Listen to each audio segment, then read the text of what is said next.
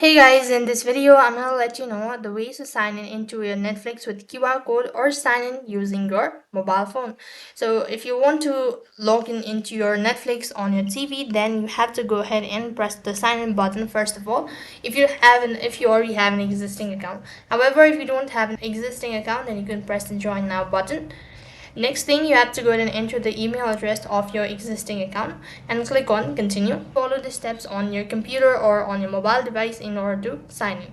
So first of all, you could go ahead and use a scanner in order to scan the QR code, or else you could also enter the sign in code and you can just go ahead and sign into your Netflix, TV and all of that. Now you could start with the QR code method, so you can scan it using your mobile phone and it's gonna regenerate to the next page, which is gonna look something like this, or you'll be able to see the code. So here you can go ahead and enter the code that appears on your mobile phone.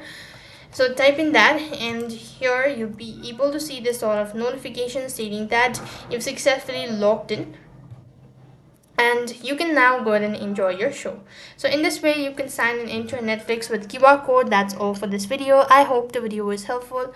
Make sure to like, share and subscribe to our channel. Thank you for watching. See you in the next video.